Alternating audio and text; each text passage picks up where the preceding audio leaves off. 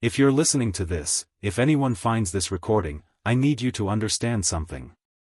We came here looking for a legend. We found something that makes legends look like bedtime stories. My name is Dr. Marcus Webb. Documentary filmmaker. Former skeptic. Current. I don't know what I am anymore.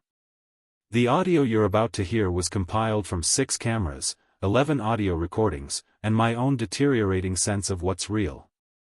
I told myself I'd start running more this year. Didn't mean from something invisible. Didn't mean through forests that seem to rearrange themselves while you're looking the other way. There were 5 of us when we started.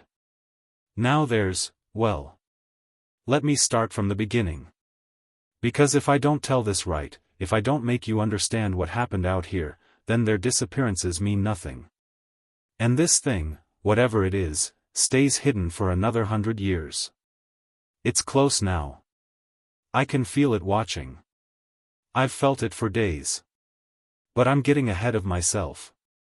Let me tell you how this really began. September 23, 2024. That's when we drove into the Cascades with more equipment than common sense. 5 people. One ridiculous mission. Find proof of Bigfoot or die trying. Funny how that last part stops being a joke. Our team, me, the director and so-called leader.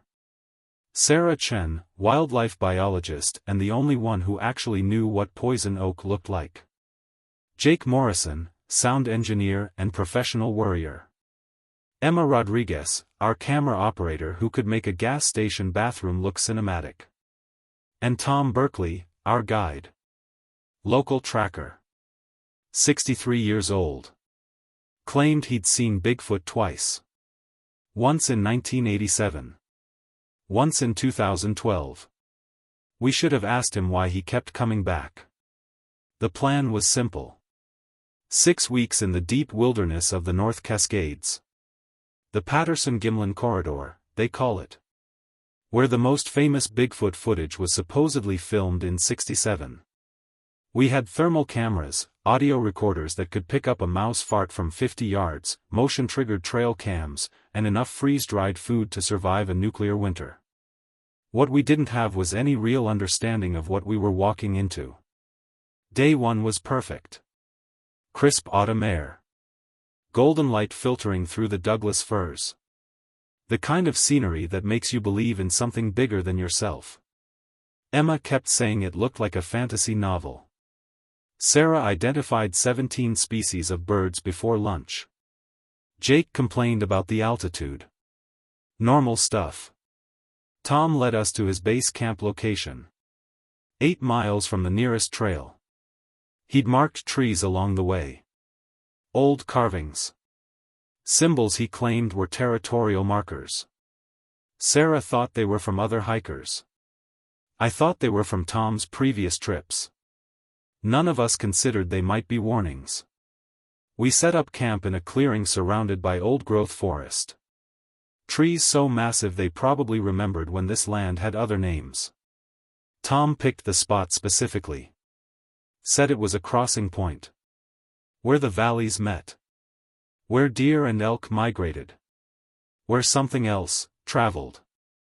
That first night, we sat around the fire like kids at summer camp.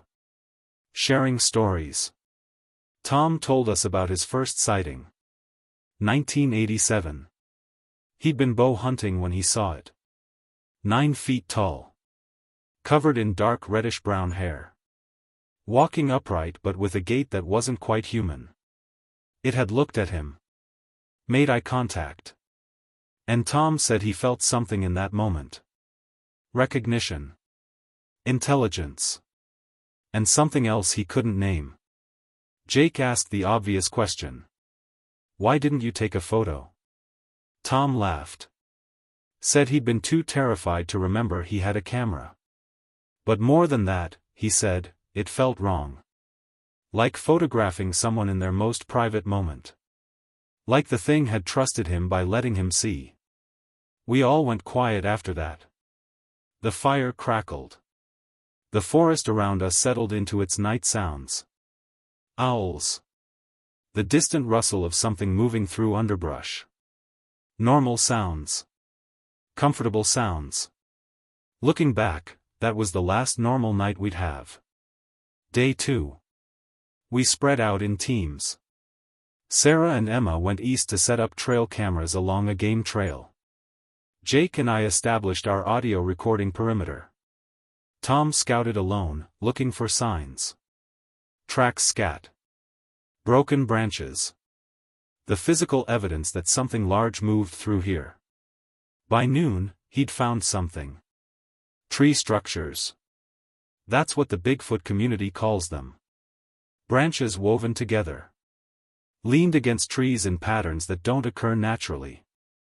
Skeptics say it's just fallen timber. Believers say it's territorial marking. Architecture. Communication. These were different.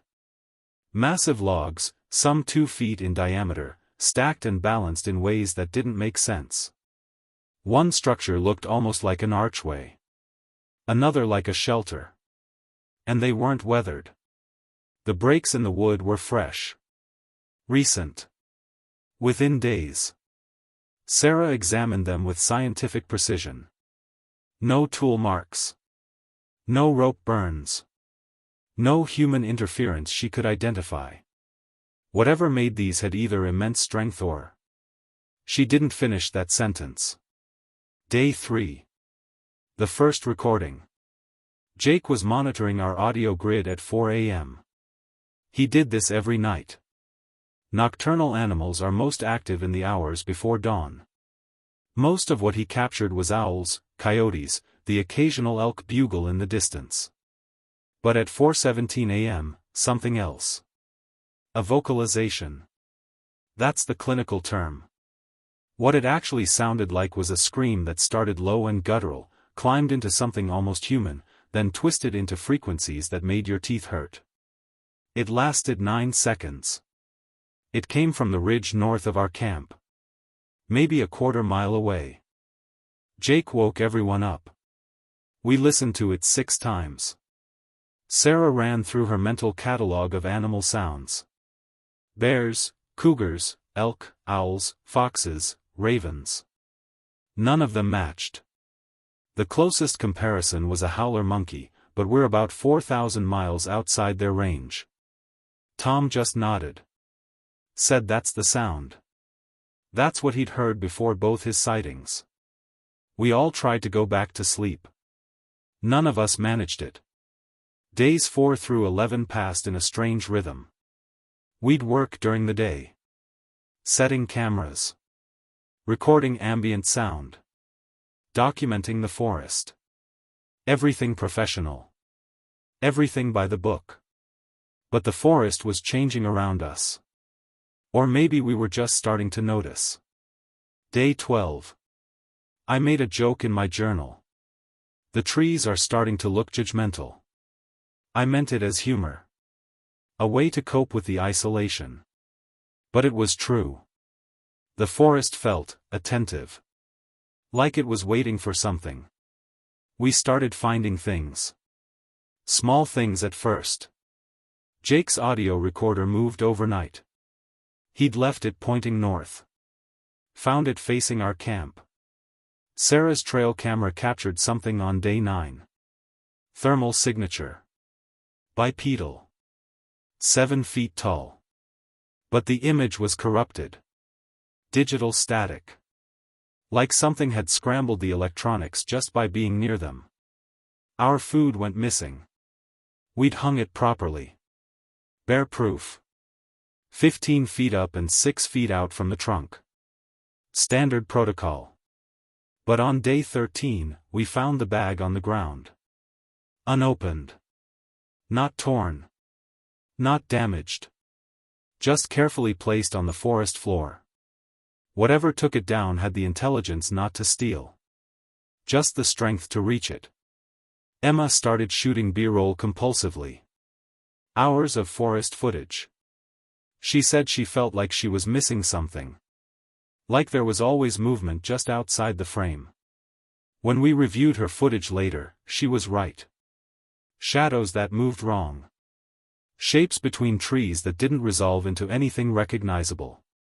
Day 15. Tom found tracks. Real ones. In the mud near a creek bed 2 miles from camp. Footprints. 16 inches long. 7 inches wide. 5 toes. Human-like but not human. The stride was over 6 feet. Whatever made them was big. And based on the depth of the impression in the mud, it was heavy. Sarah estimated 400 to 500 pounds. We made casts. Took photographs from every angle. Measured everything twice. This was it. Physical evidence. Proof. We were so excited we didn't notice the other tracks. The ones circling our position. The ones that suggested we hadn't found it. It had found us. Day 16. The night everything changed. We'd returned to camp just before sunset. Good spirits. Real evidence finally in hand. Sarah was already writing her preliminary analysis. Emma had shot 3 hours of footage at the track site. Jake had captured audio of the creek, the birdsong, everything. Documentation. Proof. Career-making stuff. Tom was quiet. More than usual. He kept looking at the tree line. Scanning. Searching. I asked him what was wrong. He said he didn't know. Just a feeling. Something was off. We ate dinner. Dehydrated stroganoff that tasted like salted cardboard. Jake made a joke. Maybe the bear just figured out how to use stealth mode. Referring to our missing food. We laughed. Tension breaker. The laughter died fast. Because that's when we heard it. The sound from the ridge. The vocalization. But this time it wasn't a quarter mile away. It was close. Maybe 50 yards. Maybe less. Somewhere in the darkness beyond our firelight. And it wasn't alone. The first call came from the north. That same rising, twisting scream. Before it finished, another answered from the east. Then another from the south. 3 of them. Or one that moved impossibly fast. Triangulating our position. We froze. You know that moment in every horror movie where the characters should run but they just stand there? It's not bad writing. It's accurate.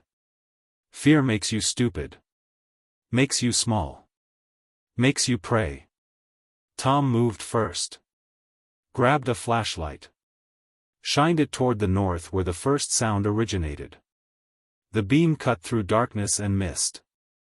Illuminated trees. Ferns. Nothing else. But something was there. We could feel it. The way you feel a stranger staring at you in a crowd. Sarah whispered. Grab the thermal camera. Jake stumbled to the equipment tent. Hands shaking. Came back with our FLIR system. Powered it up. Pointed it north. There. On the screen. A heat signature. Humanoid. Tall. Standing behind a massive cedar about 40 yards out. Not moving. Just watching. Emma raised her camera. Started filming the thermal display. Professional instinct. Document everything. The figure didn't move. Didn't approach. Just stood there. For 3 minutes that felt like 3 hours. Then slowly, deliberately, it turned and walked away. Not ran. Walked. The thermal image showed it moving with a casual, confident gait. Like it had satisfied its curiosity and had better things to do. We didn't sleep that night. Not really. We took turns on watch. 2 awake, 3 trying to rest. Every sound made us jump. Every wind-stirred branch became a threat. Dawn came slowly. Gray light filtering through fog. The forest looked different in the morning. Less magical. More ancient. More patient. Tom went out at first light to look for tracks where the thermal signature had stood. He found them. Same size as the ones by the creek. But these were different. These showed something we hadn't seen in the mud prints. Dermal ridges. Fingerprints. The biological equivalent of a signature. Proof that these weren't fake. Weren't costume feet. Weren't hoaxed. Something real had stood there watching us. Day 17. We should have left. Logic said leave. Safety said leave. 5 rational people should have packed up and hiked out. But we had proof now. Real, documentable proof. And we were so close. One clear photograph.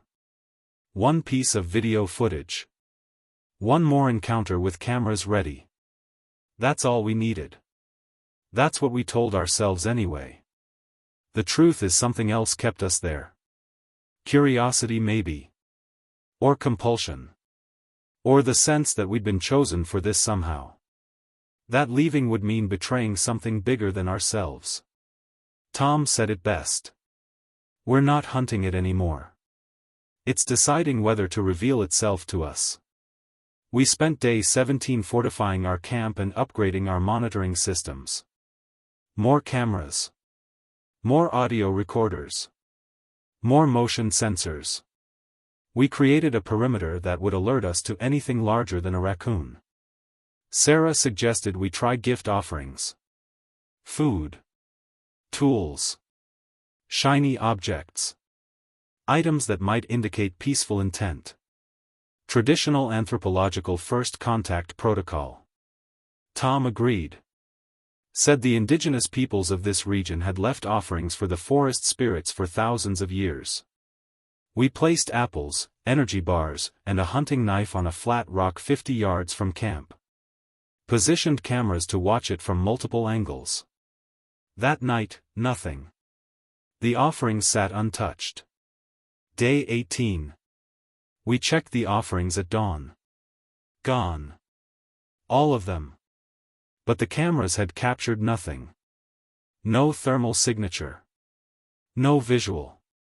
No sound. One moment the items were there. The next frame, they weren't. Like someone had edited them out. But we hadn't edited anything. Jake spent 3 hours analyzing the footage. Frame by frame.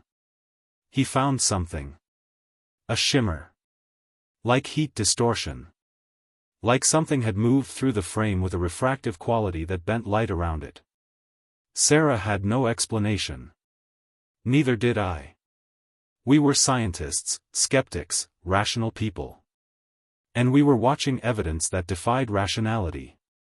Emma said what we were all thinking. What if it doesn't want to be seen? What if it can choose when it's visible? We dismissed it. Had to. Because the alternative meant everything we understood about biology, physics, reality itself was incomplete. That afternoon, we found something else. Half a mile from camp. Deep in a ravine we hadn't explored yet. Tom almost walked past it. A cave entrance. Small. Hidden behind fallen logs and moss-covered stones. But the entrance was clear. Recently cleared. The broken branches were fresh. We approached carefully. Tom led. Flashlights ready. Cameras rolling. The cave wasn't deep. Maybe 20 feet into the hillside. But it wasn't empty. Inside, arranged with obvious intention, we found objects. Human objects. Old ones. A backpack. Military style. Vietnam era based on the design. Rotted fabric but still intact enough to identify. Dog tags inside. Lieutenant David Chen. United States Army. Reported missing during a training exercise in these mountains. 1972. A camera. Nikon F, 1960s model. Film still inside. Exposed probably. But preserved somehow in the dry cave environment. A journal. Leather-bound. Pages weathered but readable. And bones. Human bones. Arranged respectfully. Almost ritually. Not scattered by predators. Not damaged. Just placed together. Like a burial. Sarah identified them immediately. Male. Adult. Skeletal markers consistent with remains from the 1970s. The dog tags matched the bones, matched the backpack. Someone had been collecting these. Preserving them. Keeping them safe. Tom found more. In the back of the cave. Deeper than our flashlights could initially penetrate. More objects. More remains. Multiple individuals. Multiple decades. A hiking boot from the 1980s. A watch from the 90s. A cell phone from 2008. A satellite messenger from 2019. All arranged carefully. All preserved. This was a repository. A memorial. A place where lost things were kept. We stood there in silence. The weight of understanding settling over us. People had been disappearing in these mountains for decades. We knew that. Search and rescue reports. Unsolved missing persons cases. Cold cases. But someone had been finding them. Someone had been caring for their remains. Someone with the intelligence to understand loss. The compassion to honor the dead. Sarah picked up Lieutenant Chen's journal with shaking hands. Asked if we should read it. If we had the right. Tom said the lieutenant probably wanted his story told. Why else preserve it? We brought it back to camp. Read it that evening by firelight. 5 people crowded around decades-old words written by a man who never made it home. Lieutenant David Chen's journal.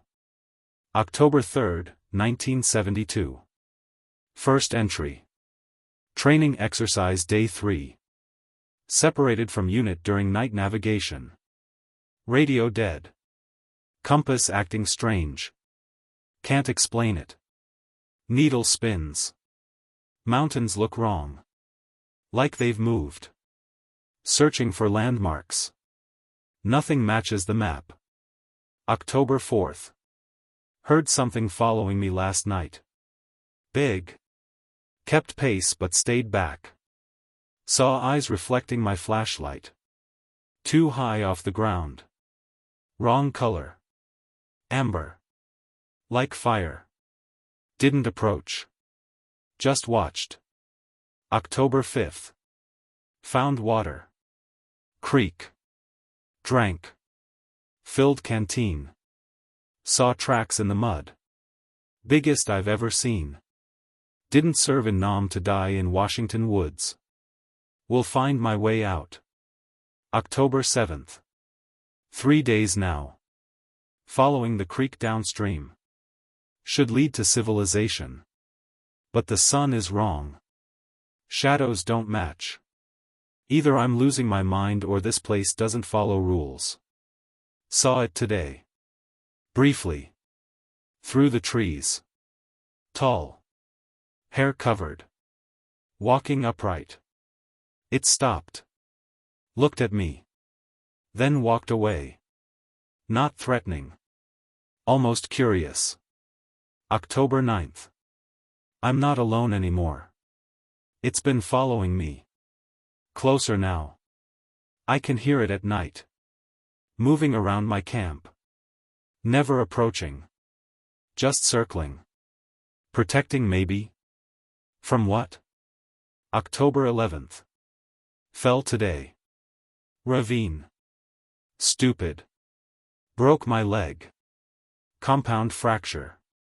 I can see bone. Knew immediately I was done. Can't walk. Can't climb out. This is it. This is how it ends. In a ditch in the middle of nowhere. October 12th. It came in the night. Didn't kill me. Should have.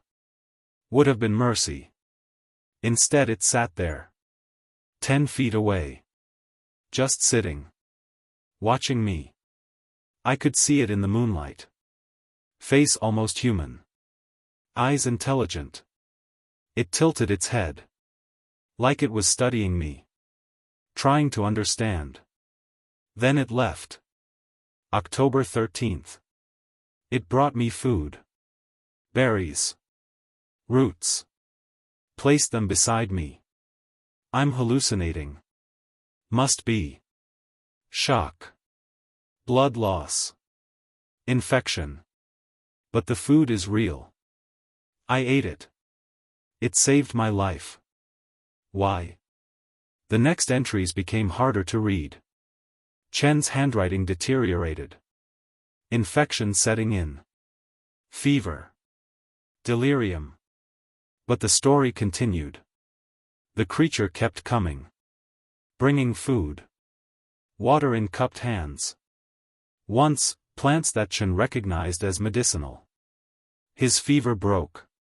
His leg didn't heal right, but the bleeding stopped. He survived when he shouldn't have. The entries became stranger. Chen started describing communication attempts. The creature would make sounds. Chen would respond. They developed a basic system. Not language exactly. But understanding. October 27th. It showed me something today. Led me. I had to crawl. Following it. A cave. Inside, others like it. A family maybe? 2 large ones. 3 smaller. They watched me. Then the one who'd saved me did something. Made a sound. A specific series of vocalizations. The others responded. Then they left. Left me alone in their home. I think I was just introduced. I think I was just accepted. November 3rd. My leg won't support me. I've tried. I can't walk. Can't make it out of these mountains. I'm going to die here. But not alone. They check on me daily. Bring food. Sometimes they just sit with me. Company. They understand loneliness. How is that possible? November 8th. Getting weaker. Infection is back. Spreading. I can feel it. Days now. Maybe hours.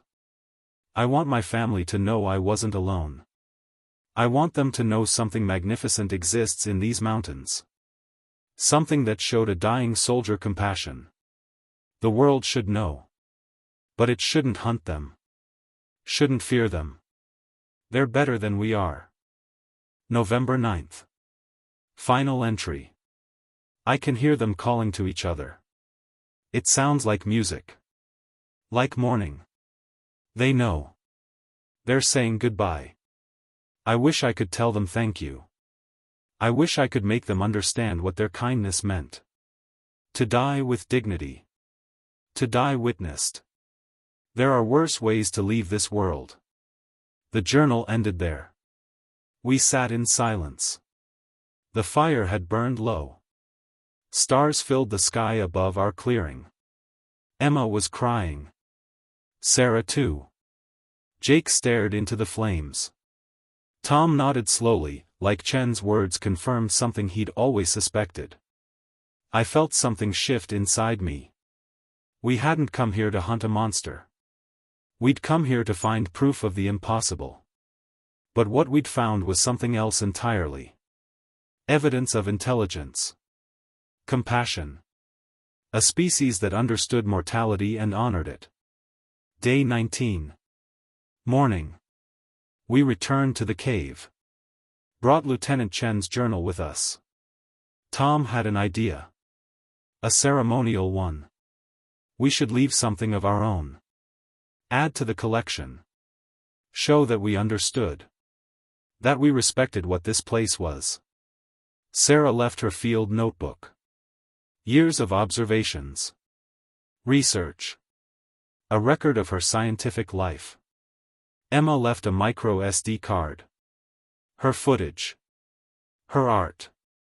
Jake left his grandfather's harmonica. The one he carried for luck. I left my wedding ring. Divorced 5 years ago but still carried it. Symbol of loss. Of things we can't get back. Tom left nothing. Said he'd already given enough.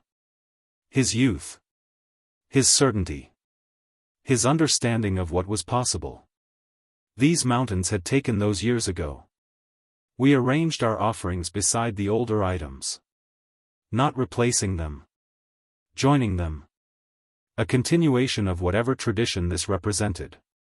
As we worked, Sarah noticed something. Scratches on the cave wall. Behind where the bones had been arranged. Deliberate marks. Not random. Not natural. Art. Pictographs. Primitive but intentional. Stick figures. 2 types. Small ones with smooth bodies. Human. Larger ones with textured bodies suggesting hair. The other species. In the images, they stood together. Not fighting. Not fleeing. Together. Hunting scenes. The large figures bringing down elk. Deer. The small figures watching. Learning. One image showed something else. A small figure on the ground. Injured or dead. The large figure standing around it. One carrying it. The burial scene. Sarah traced the images with her finger. Voice quiet. These aren't new. These are old. Very old. Pre-contact probably. This relationship goes back centuries. Maybe longer. The indigenous peoples of this region had stories. Every culture here did. Sasquatch. Tiasimequis. Stick Indians. The giants of the deep forest. Stories that anthropologists dismissed as myth. Folklore. But what if they weren't stories? What if they were history? We photographed everything. Documented the cave thoroughly. Then sealed it back up. Covered the entrance the way we'd found it. Some things weren't meant to be exposed. Some places deserved to stay hidden. That afternoon, Tom took us to another location. Said if we were starting to understand, there was more we needed to see. 3 miles from camp. Higher elevation. The forest changed up here. Older trees. Thicker canopy. Less undergrowth. The ground soft with centuries of fallen needles. Tom showed us the trees. Marker trees. That's what they're called. Native Americans used them for centuries. Would bend young trees. Tie them or weight them down. As the tree grew, the bend became permanent. Living signposts. Trail markers. Sacred site indicators. But these trees weren't indigenous markers. These were different. Bent at heights no human could reach without equipment. Twisted in ways that required immense force. And they were everywhere. Dozens of them. Creating a pattern. A perimeter around a specific area. The center of that perimeter was a meadow. Small. Maybe 50 yards across. Grass. Wildflowers. A clear pool fed by a spring. Beautiful. Peaceful. And completely circled by those impossible trees. Tom said he'd found this place on his second expedition. 1998. Spent a week watching it. Never saw anything. But he knew what it was. This was sacred ground. Not for humans. For them. This was their place. We approached carefully. Respectfully. Set up cameras at the perimeter. Didn't enter the meadow itself. Just watched. Waited. Hours passed. The sun moved across the sky. Birds sang. The pool reflected clouds. Nothing happened. Jake suggested we leave. Come back tomorrow. But Tom shook his head. Said we needed to be patient. If they wanted us to see something, we'd see it. If not, we wouldn't. It wasn't our decision. Sunset came. Golden light streaming through the canopy. The meadow glowed. And then, movement. From the far tree line. A figure. Massive. Covered in dark brown hair. Walking upright on two legs. Muscles visible beneath the fur. Each step deliberate. Powerful. It entered the meadow. Walked to the pool. Knelt. Drank. Not cupping water like Chen described. Just lowering its head and drinking directly from the surface like any other animal. But the posture. The movement. Unmistakably intelligent. Unmistakably aware. We were downwind. 60 yards away. Cameras rolling. No one moved. No one breathed. The creature finished drinking. Sat back. Looked around the meadow. Content. Peaceful. Then it did something unexpected. It vocalized. Not the scream we'd heard before. Something else. Softer. Musical almost. A call. And another one answered. From the opposite tree line. Smaller. Lighter colored hair. It emerged. Joined the first. They sat together by the pool. Not speaking. Not communicating in any way we could detect. Just being together. Sharing space. Then a third. Much smaller. Juvenile. Maybe 4 feet tall. It ran into the meadow. Playful. Clumsy. Splashed in the pool. The two adults watched. Patient. Protective. The behavior was unmistakable. A family. We watched for 20 minutes. The most extraordinary 20 minutes of our lives. A family of Bigfoot. Real. Alive. Existing. Going about their evening like any other family in any other place. Then the wind shifted. Just slightly. But enough. The largest one's head snapped toward us. It stood. 8.5 feet easily. Possibly 9. It looked directly at our position. We weren't hidden well enough. Or maybe it had known we were there all along and simply tolerated our presence. It made a sound. Sharp. Alert. The other two reacted instantly. The juvenile moved behind the adults.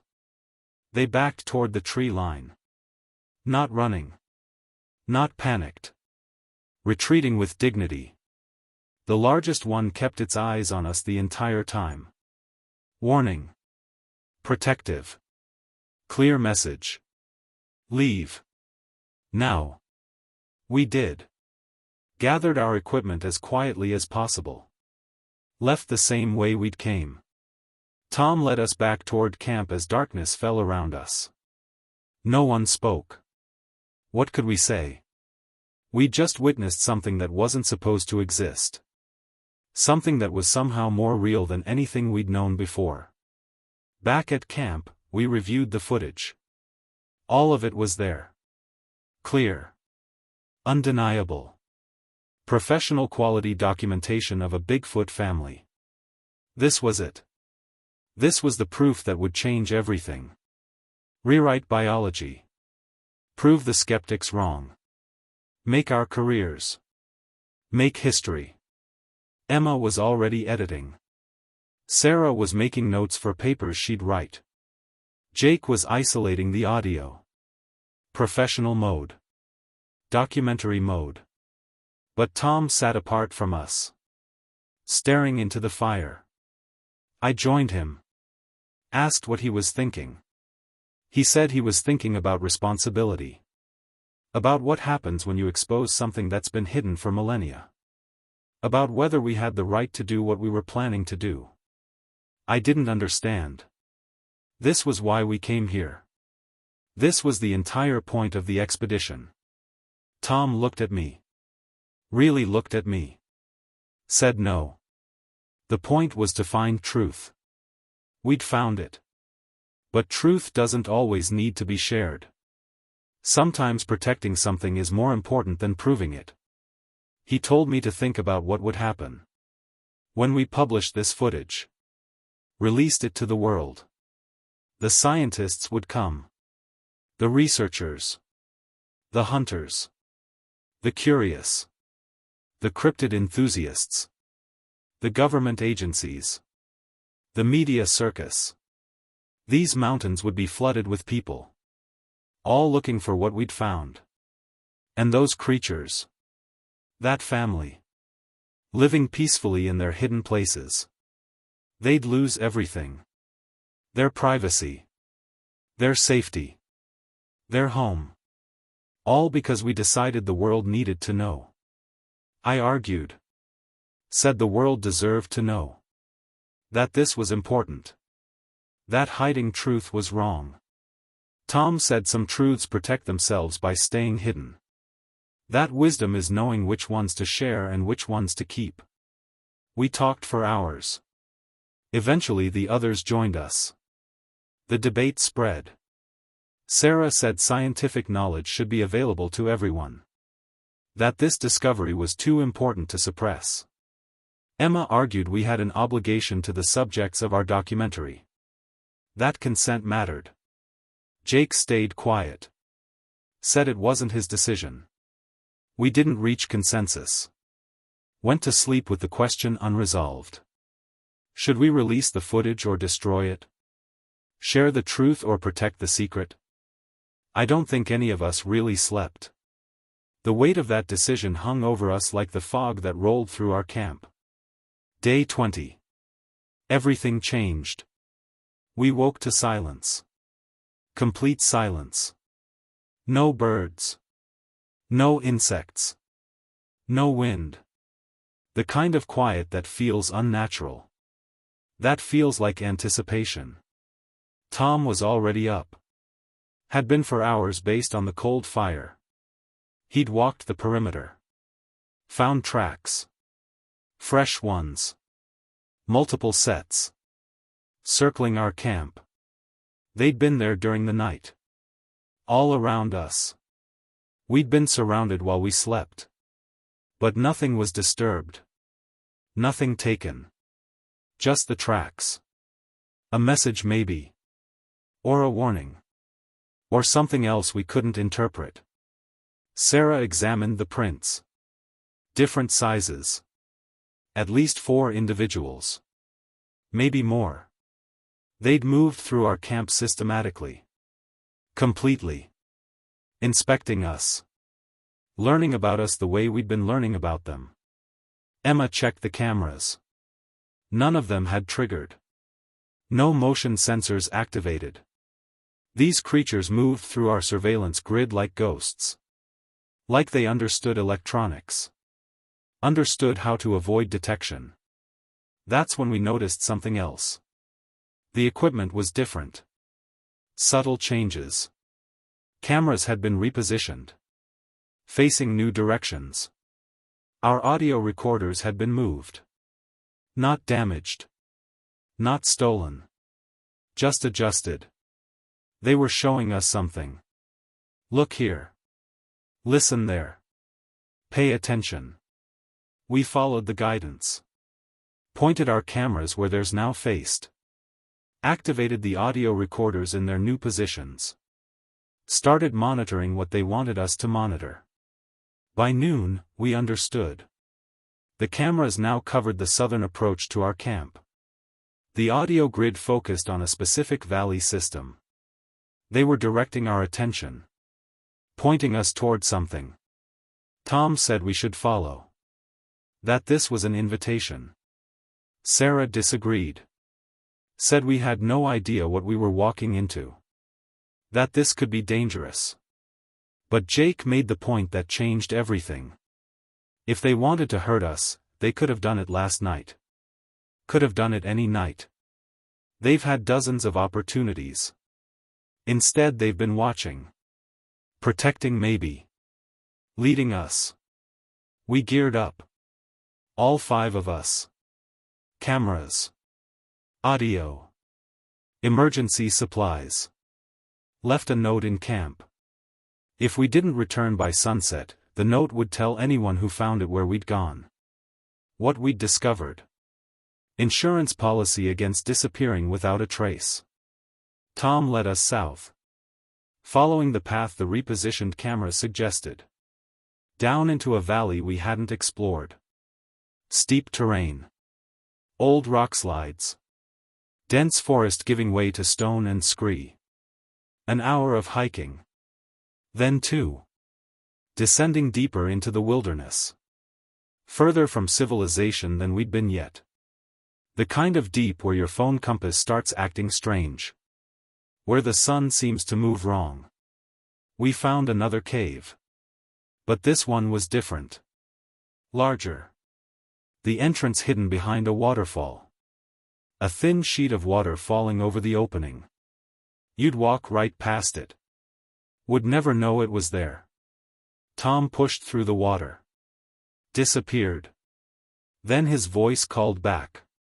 You need to see this. We followed. One by one. Through the cold water. Into darkness. Into a cave that opened up into something impossible. A cavern. Massive. Cathedral-sized. Light coming from somewhere above. A natural skylight in the rock. Illuminating a space that shouldn't exist. And inside. Evidence of habitation. Not current. Ancient. Paintings on the walls. Petroglyphs. Pictographs. Handprints. Human and something else. Larger hands. 6 fingers sometimes. 5 other times. Both species. Together. Dwelling areas. Fire pits long cold. Stone tools. Both primitive and sophisticated. Grinding stones. Cutting implements. Art objects. Figurines carved from wood and stone. Images of the 2 species side by side. Sarah's voice was barely a whisper. This is an archaeological site. This is thousands of years old. This shouldn't exist. There's no record of this. No survey ever found this. But it was real. We were standing in it. A place where humans and Bigfoot had lived together. Coexisted. Shared knowledge. Shared space. The paintings told stories. Hunting together. Building together. One set of images showed teaching. The large figures showing the small figures how to track game. How to find water. How to survive. The relationship wasn't predator and prey. It was mentor and student. It was cooperation. Other images showed conflict. Not between the species but against something else. Stick figures with weapons. Fire. The large and small figures together defending. Fighting side by side. Against what? Other humans maybe. Invaders. Threats. And one image that made us all stop. That made the purpose of this place suddenly clear. A death scene. A large figure lying down. Small figures around it. Mourning. Honoring. And then another image beside it. The opposite. A small figure lying down. Large figures around it. The same mourning. The same honor. This wasn't just a dwelling place. This was sacred ground. This was where they brought their dead. Where both species came to remember. To honor. To grieve together. We'd been led to a burial ground. Not human. Not Bigfoot. Both. A shared cemetery. A place that proved these species had lived together. Had cared for each other. Had recognized each other's sentience. Tom knelt. Placed his hand on one of the handprints. His hand small compared to the ancient mark. He said something quietly. A prayer maybe. An acknowledgement. Then we heard it. From deeper in the cavern. Beyond the light. Movement. Breathing. Something large. Multiple somethings. In the darkness. We froze. Every instinct screaming to run. But Tom held up his hand. Stay still. Stay calm. Shapes emerged from the shadows. 1, 2, 3, 4, 5 of them. Moving into the light. The family from the meadow. And others. Larger. Older. A gathering. They arranged themselves in a semicircle. Facing us. Watching us. The largest one stepped forward. The same one from the meadow. The protector. It looked at each of us. Direct eye contact. Measuring. Deciding. Then it did something that shattered everything we thought we understood. It spoke. Not words. Not language as we know it. But communication. Intentional. Directed. A series of vocalizations paired with gestures. Pointing at the walls. At the paintings. At us. At itself. The meaning was unmistakable.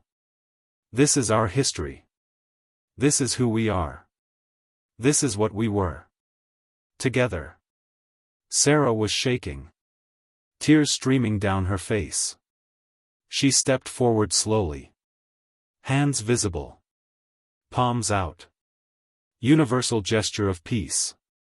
She pointed at herself. At us. Then at them. Then at the paintings. I understand. We understand. The creature tilted its head. Studying her. Then it gestured again. More complex this time. Pointing at our cameras. At our recording equipment. Then a gesture we all interpreted the same way. A stopping motion. A barrier. No. It was telling us not to share. Not to expose. Not to bring the world to this place. Jake lowered his camera. Emma turned hers off. Sarah nodded slowly. Agreement. Understanding. Promise. But I couldn't. I stood there with my camera still running. Still recording. Because this was the most important moment in human history. This was first contact with another intelligent species. This changed everything we thought we knew about evolution. About consciousness. About our place in the world. The large creature looked at me. Right at me. And I felt something. An intelligence so vast it made me feel small. Not threatened. Small. Like a child being gently corrected by someone infinitely wiser. It walked toward me. Each step measured. Deliberate. Stopped 3 feet away. We were eye to eye. 9 feet of living muscle and primal power looking at 6 feet of fragile human ego. It reached out. Slowly. Giving me time to react. To run. I didn't.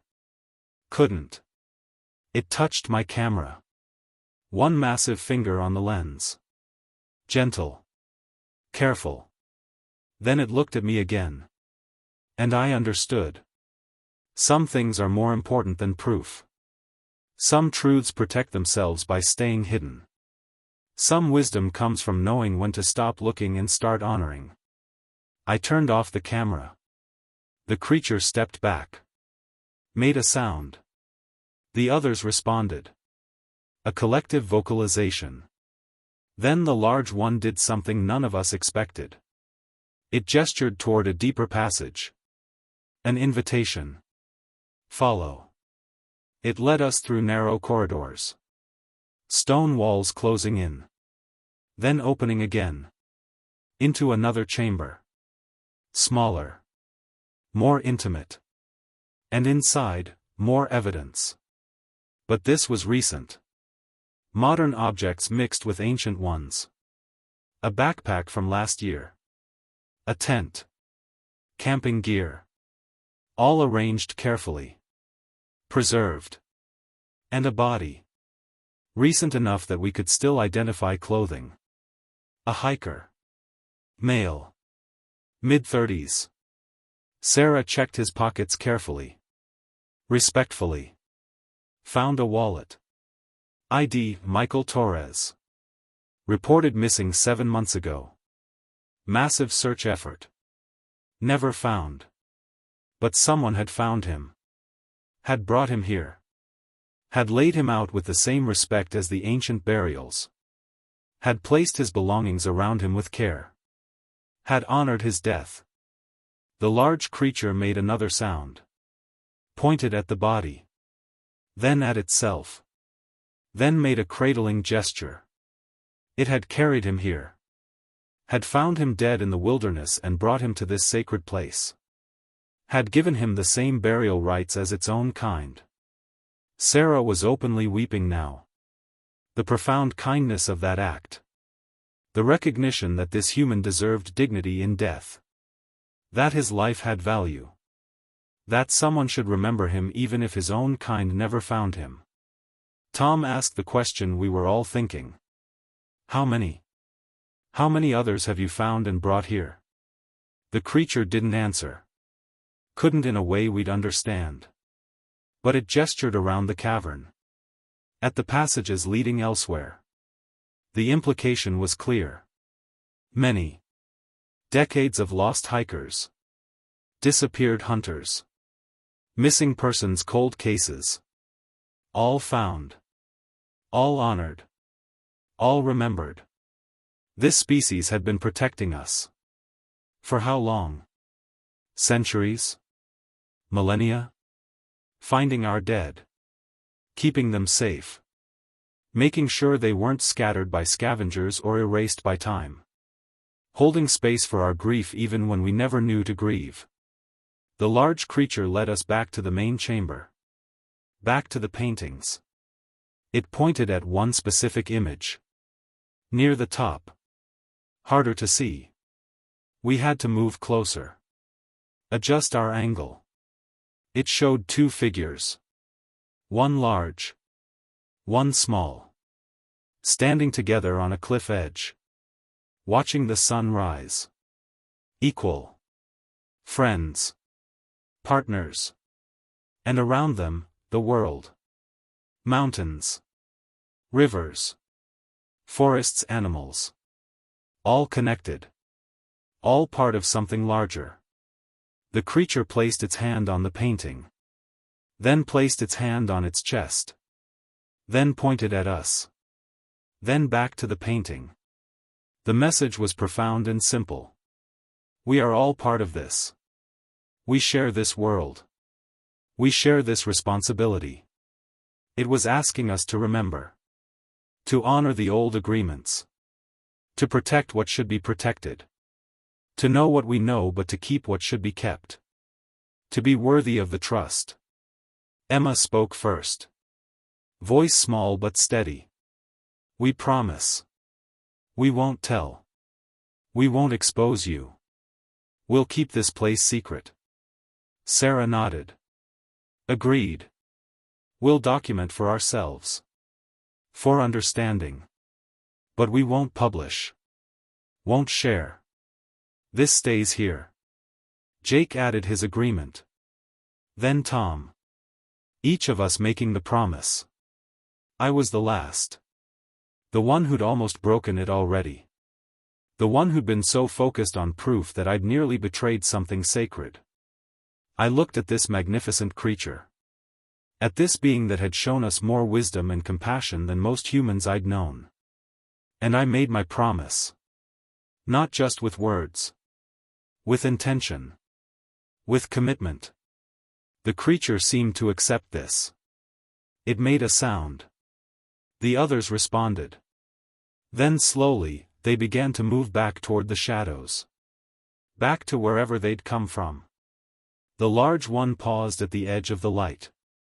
Looked back at us one final time. A goodbye. A benediction. A warning and a blessing combined. Then they were gone. Disappeared into darkness so complete they might have been ghosts. Might have been dreams. Might have been legends. Except we had the footage. The audio. The photographs. Proof that they were real. That we hadn't imagined this. That everything had happened exactly as we experienced it.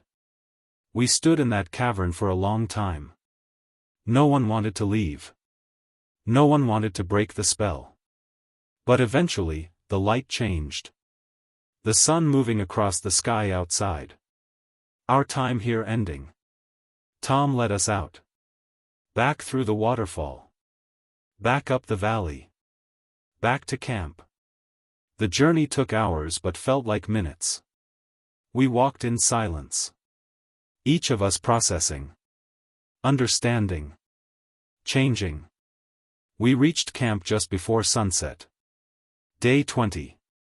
Our equipment was untouched. Our notes still on the tent.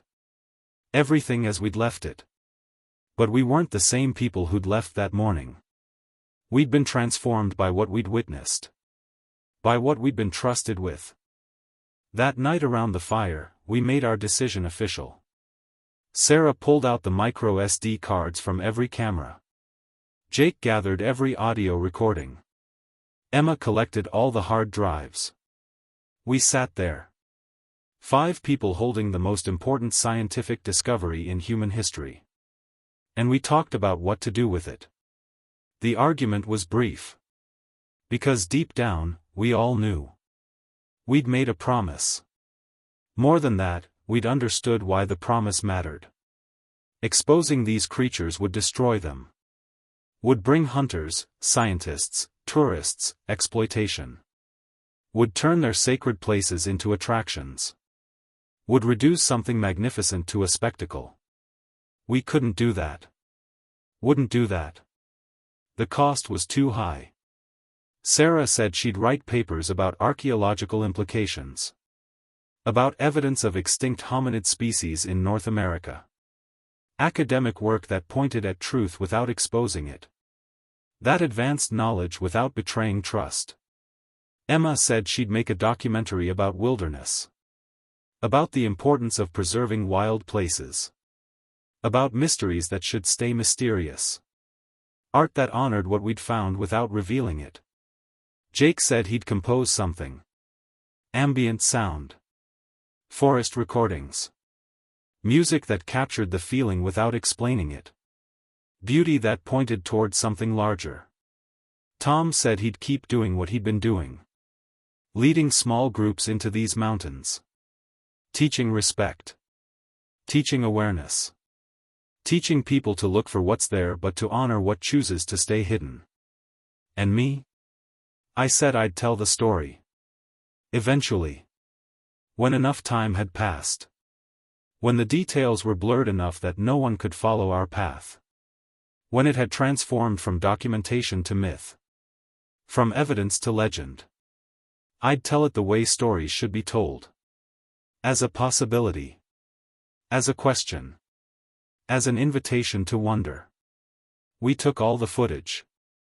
Every recording. Every photograph that showed clear evidence. And one by one, we deleted them. Watched as the proof disappeared. As certainty became memory. As history became story. It hurt. I won't lie. Watching years of work. Career-defining footage. Undeniable proof. All of it erased. But it also felt right. Felt sacred. Felt like we were finally understanding what we'd come here to learn. Not that Bigfoot exists. We knew that now with absolute certainty. But that some truths are bigger than proof. Some knowledge is more powerful as mystery. Some secrets protect the things worth protecting. We kept one thing. The footage from earlier. The family in the meadow. Just a few seconds. Blurry. Unclear. The kind of footage that could be debated. Dismissed. Explained away. Enough to say we saw something. Not enough to prove what. The perfect ambiguity. Day 21. We packed up camp. Prepared to leave. The forest felt different now. Lighter somehow. Like it approved of our decision. Like we'd passed some test we hadn't known we were taking. As we hiked out, I kept feeling like we were being watched. Not threateningly. Protectively. Like parents watching children leave home. Like friends saying goodbye from a distance. 3 miles from the trailhead, Tom stopped us. Pointed to a tree. Fresh marks. 6 parallel scratches. Deep. Recent. A goodbye from them. Or a thank you. Or a reminder that they were still there. Still watching. Still keeping the forest safe. We reached our vehicles at sunset. Day 22 of what was supposed to be a 42-day expedition. We were ending early. Ending changed. Sarah kept looking back at the mountains. Jake was quiet in a way that seemed peaceful rather than troubled. Emma was already editing in her mind, I could tell. Creating something from memory that would honor without exposing. Tom shook each of our hands. Said he was proud of us. Said we'd done the right thing. Said most people never would have. Then he gave us one last piece of advice. Don't talk about this together. Don't compare notes. Don't try to align your memories. Let each of you carry your own version. That's how truth stays protected. That's how secrets stay sacred. When no two people tell it exactly the same way. We agreed. Promised to stay in touch but to keep our experiences separate. Private. Personal. I drove home. Back to civilization. Back to coffee shops and traffic and internet and all the noise of modern life. And I felt like an alien. Like I'd been to another world and returned to find mine small. Diminished. Loud with insignificant things. It's been 3 weeks now since we left those mountains. 3 weeks of processing. Understanding. Grieving the loss of proof while celebrating the gain of wisdom. Sarah published her first paper. Archaeological evidence of unknown hominid species in Pacific Northwest. Peer-reviewed. Respected. It pointed at truth without exposing it. Generated some interest. Some skepticism. Some debate. Perfect. Emma released a short film. 20 minutes of forest footage. Sound design by Jake. Beautiful. Haunting. It won awards at environmental film festivals. Made people care about wilderness preservation without explaining why. Art doing what art does best. Creating feeling that leads to understanding. Jake's composition debuted at a small venue in Portland. Ambient forest sounds mixed with original music. People said it made them feel connected to something ancient. Something they couldn't name but recognized. He's planning an album now. Nature-inspired. Mystery-embracing. Tom continues his guide work. I called him last week. He sounded good. Said the forest feels peaceful. Said he hasn't seen them again but knows they're there. Said that's how it should be. Present but unseen. Real but unproven. And me? I'm telling this story. But carefully. I've changed names. Obscured locations. Blurred timelines. Made it impossible to follow our path. Given you the truth wrapped in enough uncertainty that it becomes your choice whether to believe. Because that's what Tom taught us. That belief is more powerful than proof. That wonder is more valuable than certainty. That some things serve the world better as questions than as answers. Do I have regrets? Sometimes. Late at night when I think about the footage we deleted. The proof we erased. The fame we walked away from. The scientific recognition. The history we could have made. But then I remember that family in the meadow. The juvenile playing in the water. The adults watching. Peaceful. Free. Living their lives without human interference. Without cameras. Without exploitation. And I know we made the right choice. The world doesn't need proof of Bigfoot. The world needs to remember that not everything should be exposed. Not everything should be captured. Not everything should be known. That mystery has value. That the unknown serves a purpose. That some of the most important things in life are the ones we can't photograph, can't document, can't pin down. We live in an age of total information. Of surveillance. Of exposure. Of transparency. Where nothing stays hidden. Nothing stays sacred. We map every inch of the planet. We tag every animal. We document every moment. We've convinced ourselves that knowing everything is progress. That eliminating mystery is advancement. But what if we're wrong? What if we need mystery? What if the unknown serves us better than the known? What if some things are meant to stay wild, untamed, unproven? So yeah. I found Bigfoot. Spent time with a family of them. Saw their homes. Their burial grounds. Their art.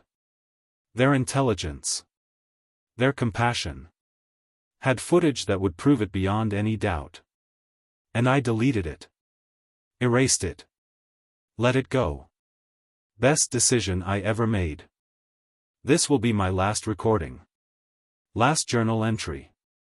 Last attempt to capture in words what happened in those mountains. Tom called me yesterday. First time in 2 weeks. Said he needed to tell me something. His voice sounded different. Older somehow. Wiser. He said he went back. Couldn't help himself. Returned to the cavern. To the burial site. To the place where we'd made our promise. He needed to see it again. Needed to confirm it was real. The entrance was sealed. Not by the waterfall. By the rock itself. A landslide. Recent. Complete. The entire cliff face had collapsed. Thousands of tons of stone now covering the entrance. Making it impossible to enter. Making it invisible. Like it had never existed. Natural occurrence, he said. But the timing was interesting. 3 weeks after our visit. After we'd made our promise. After we'd deleted the proof. The mountain reclaimed its secrets. Made sure no one else could follow. Made sure the burial ground stayed protected. Tom said he sat there for an hour. Looking at the collapsed rock. Feeling the finality of it. Understanding that the door had closed. That chapter had ended. We'd been given a glimpse. A moment. A revelation. And now it was gone. Sealed. Protected. As it should be. He said he felt peace with it. Said it confirmed we'd made the right choice. That some things are meant to be experienced once and then released. That trying to hold on to them, to prove them, to share them, would diminish them. Would turn something sacred into something common. I asked if he felt sad. He laughed. Said no. Said he felt grateful. Honored. Chosen. That out of all the expeditions over all the decades, ours was the one that saw. The one that understood. The one that chose wisdom over evidence. After we hung up, I sat with that for a long time. The understanding that this experience had chosen us as much as we'd chosen to seek it. That there was purpose in the timing. Meaning in the sequence of events. Intention in what we'd been shown. I think about Lieutenant Chen. His journal. His story of being saved by something that shouldn't exist. Of being honored in death by something most people dismiss as myth. His words reached across 50 years to prepare us. To help us understand. To give us context for our own experience. I think about all the people who've gone into those mountains over the centuries. The indigenous peoples who lived alongside these creatures. The explorers who caught glimpses.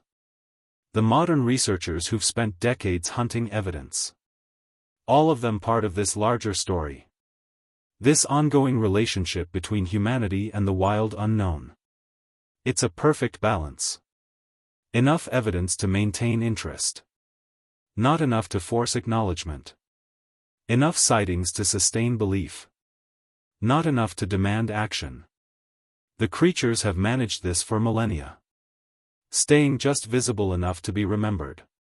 Just hidden enough to survive. And they've done it through choice. Not inability. Not primitive hiding. But conscious, intentional management of their exposure. They've learned how to live alongside human expansion. How to avoid our technologies. How to use our own skepticism as camouflage. How to persist in a world that's mapped every mountain and surveyed every forest. That's not animal cunning. That's intelligence. Strategy. Cultural knowledge passed down through generations. We came into these mountains looking for a monster. We found a teacher. We came hunting for proof. We found wisdom. We came seeking fame. We found humility. The mountains gave us what we needed. Not what we wanted. And the difference between those two things is everything. This recording will be my last. I'm encrypting the files. Time-locking them. To be released in 50 years. By then, everyone from our expedition will likely be gone. The specific locations will be harder to identify. The urgency will have faded. It'll become historical record. Anthropological curiosity. Maybe myth. Maybe legend. Maybe someone will listen and believe. Maybe someone will be inspired to approach the unknown with respect.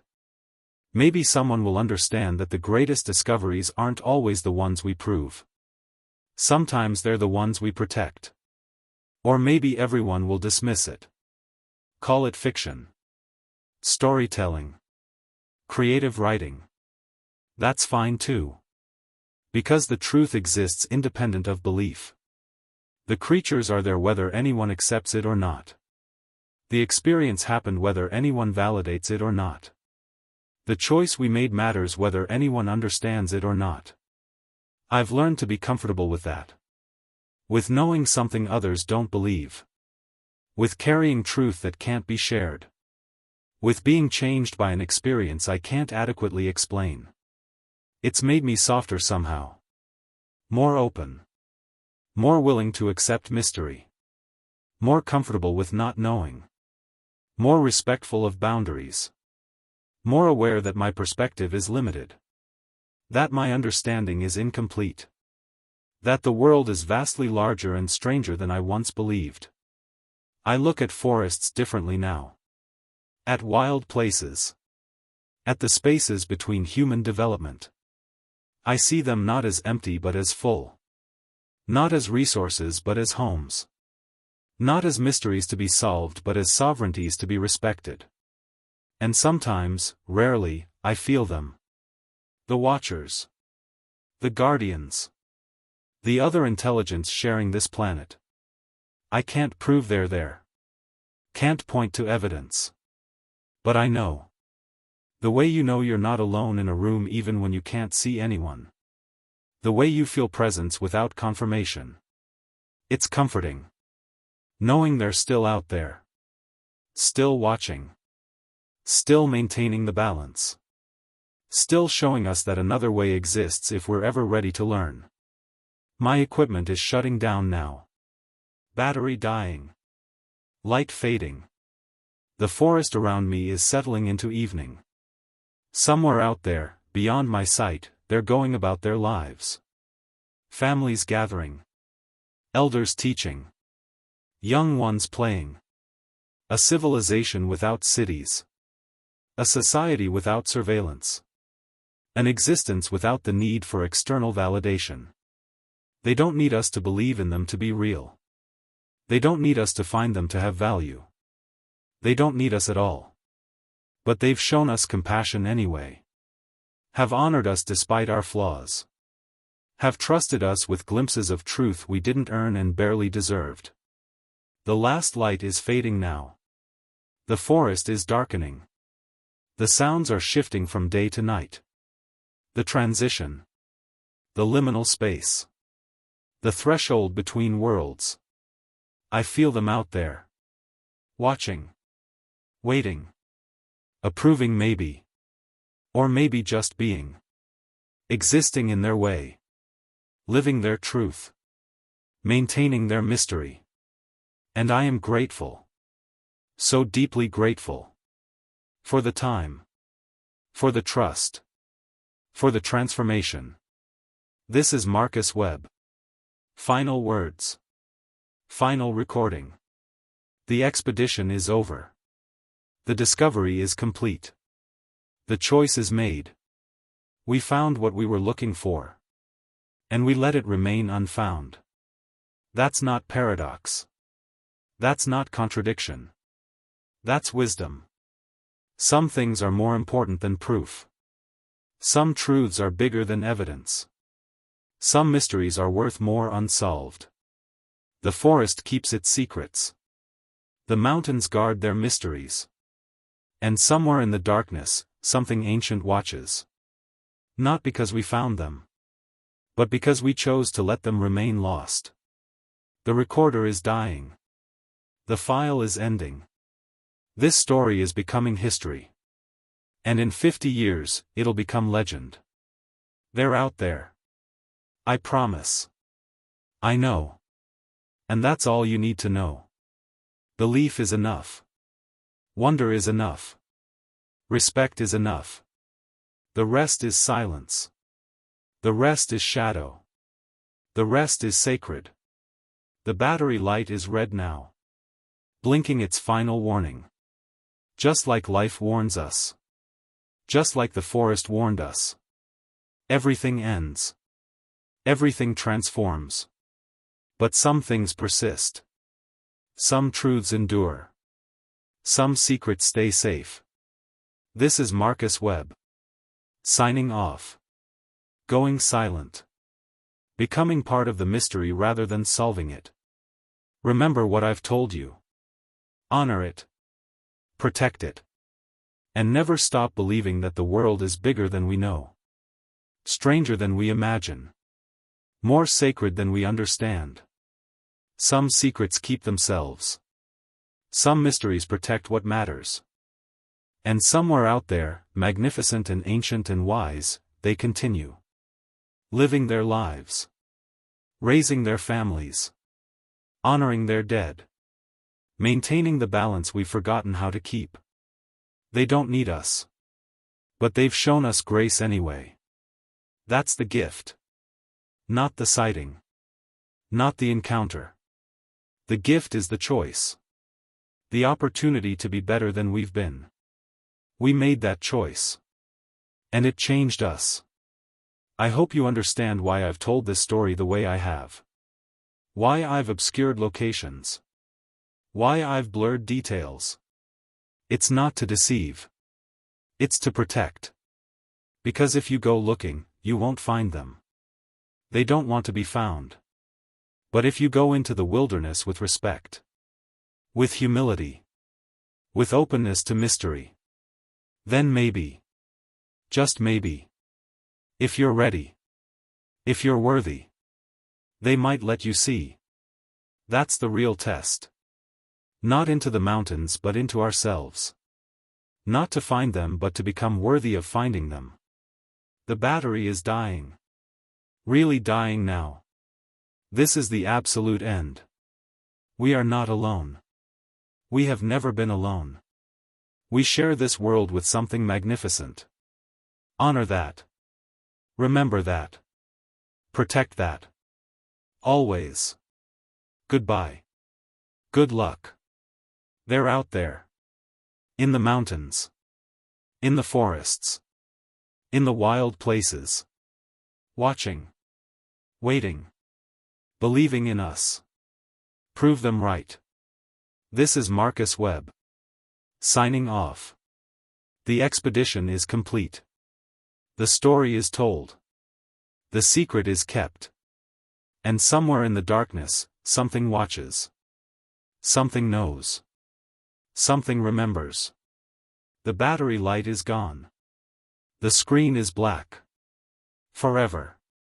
In the mountains. They remain. They persist. They endure. You know they're there. You feel it. And that's enough. That's everything. Keep it. Protect it. Honor it. Be worthy. Be wise. Be better. The rest is silence. The rest is the eternal mystery of the wild unknown. This is Marcus Webb.